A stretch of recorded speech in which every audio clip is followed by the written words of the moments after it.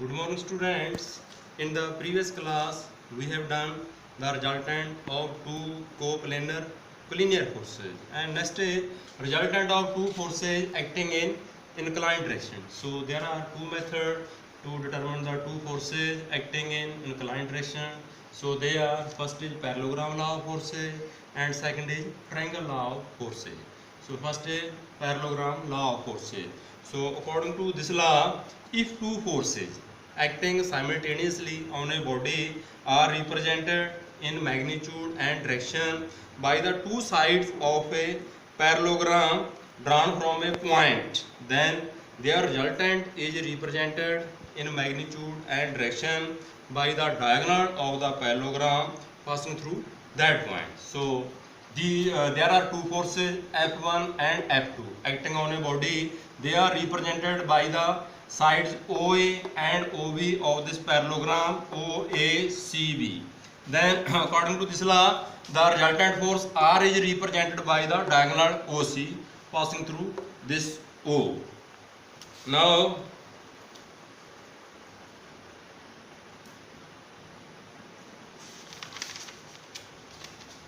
so from C, draw perpendicular CD on OA produced. So this is the perpendicular CD on OA produced. So in the right angle triangle ADC, so ADC, this angle is theta. So in the right angle triangle, in right angled triangle ADC, so AD upon AC is cos theta. So it means AD is equal to AC cos theta. So the side AC represents the force F2. So it means AD is F2 cos theta. So AD is F2 cos theta. So then so again consider the triangle ADC. So CD upon AC, this is equal to sin theta. So it means CD is equal to AC sin theta. So again AC represents the force F2, so CD is equal to F2 sin theta. So CD is F2 sin theta. Then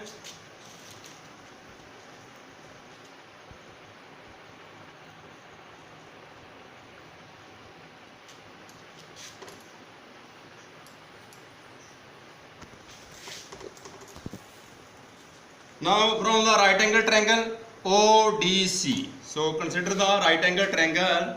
So consider right angled triangle ADC.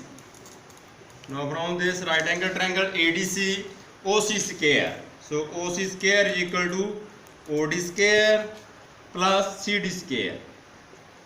So OD is equal to OA plus AD. So this is equal to OA plus AD square plus CD square. So OC represents the resultant force R. So it means R square is equal to OA. OA represents the force F1. So F1 plus AD. So AD is equal to F2 cos theta. F2 cos theta square plus CD square. CD is equal to F2 sin theta. So F2. So it means this is equal to F2 square sin square theta. CD square F2 square sin square theta.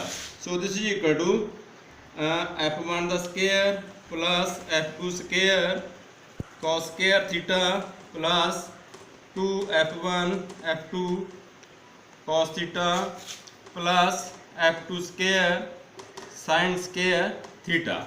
So this is equal to F1 square plus take F2 square common. So this is equal to sin square theta plus cos square theta. plus 2 f1 f2 cos theta. So in this equation sin square theta plus cos square theta is equal to 1. So then our equation becomes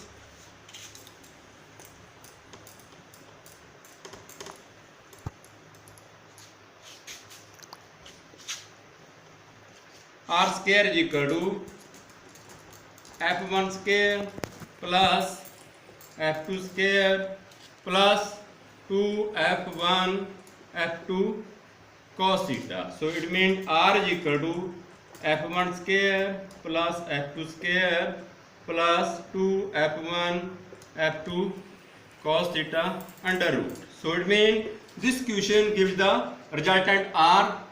This equation gives the magnitude of the resultant force. So magnitude of the resultant force r is equal to f1 square plus f2 square plus 2 f1 f2 cos theta under root. So r is equal to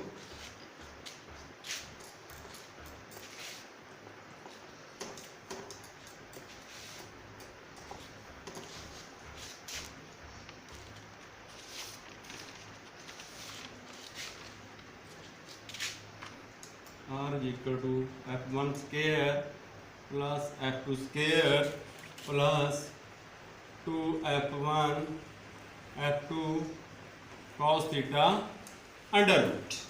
So this is magnitude of the resultant force.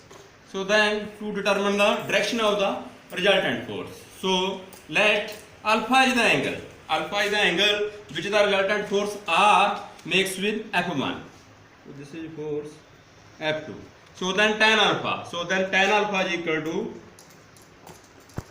CD upon OD. So in this equation, tan alpha is equal to CD upon OD. So this is equal to CD OD. OD is equal to OA plus AD. So it means tan alpha is equal to CD. So CD is equal to, so already we know CD is equal to f2 sin theta. CD is equal to f2 sin theta and OA represents the force F1. F1 plus AD. So AD is f2 cos theta. F2 cos theta. So this equation gives the direction of the resultant force. So alpha is the angle which the resultant force makes with the force F1. So tan alpha is equal to f2 sin theta upon f1 plus f2 cos theta.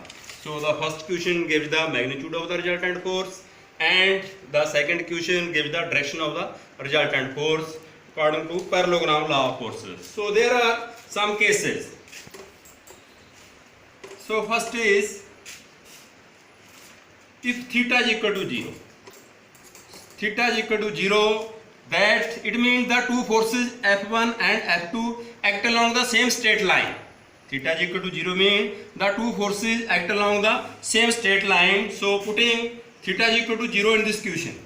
So it means the resultant R is equal to F1 square plus F2 square plus 2F1 F2 cos 0 degree.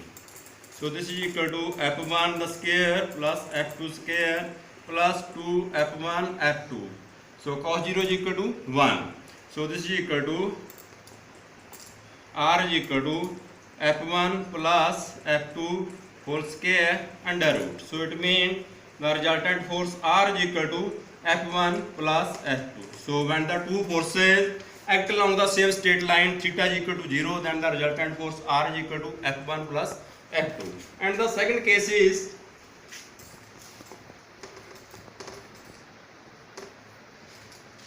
when theta is equal to 90 degree.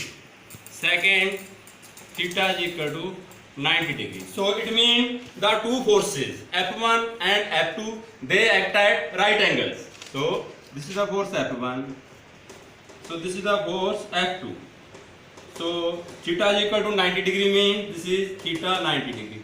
The two forces act at right angle to each other. Then the resultant force R is equal to, so putting theta is equal to 90 degree in this equation, we get R is equal to F1 square plus F2 square plus 2 F1 F2 cos 90 degree whole under root. So it means R is equal to F1 square plus F2 square plus 2F1 cos 90 is equal to 0. So this is equal to 0 under root. So R is equal to F1 square plus F2 square under root. So this is the resultant force when the two forces act at right angle to each other. So third case is when theta is equal to 180 degree.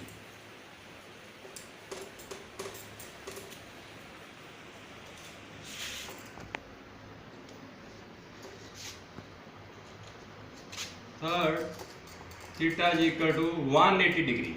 So it means the two forces, they act along the same straight line but in the opposite direction. Theta is equal to 180 degree means this is the force F1 and this is the force F2.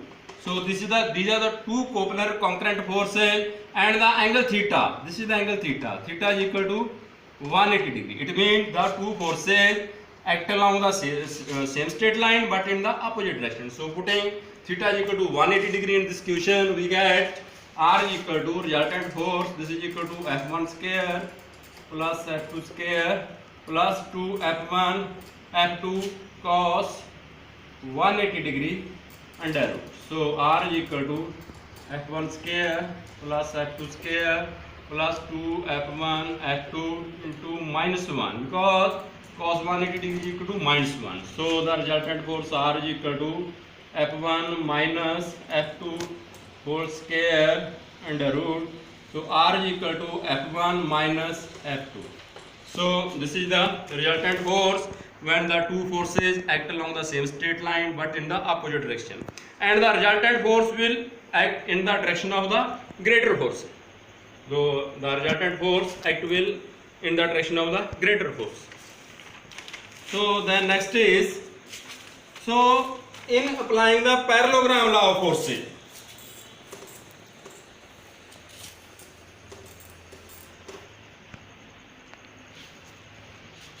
in applying parallelogram law of forces, we have considered that both the forces are pulls or push at the point of application. So both the forces are considered pulls or push at the point of application. So in the figure, suppose if the force F1 is pulling force and the second force F2 is pushing force at the point of application O, then how to apply the parallelogram law of forces if this condition arises? Means F1 is pulling force and F2 is pushing force. Then in this case we convert the pushing force into pulling force. This pushing force is converted into pulling force by extending its line of application. Now this pushing force is pulling force. This is pulling force. So at this point, this is pulling force, this is pulling force, this angle is beta. Now this angle theta. So theta is equal to 180 degree minus beta. So next is graphical method for the parallelogram law of forces.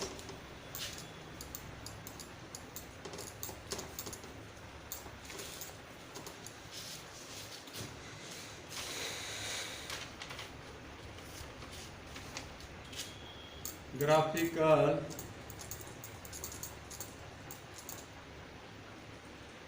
method for parallelogram law of forces. So draw vectors OA and OB.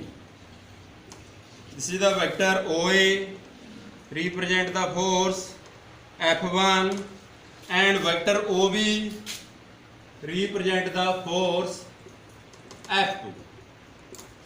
Then complete the parallelogram OACB. So complete this parallelogram OACB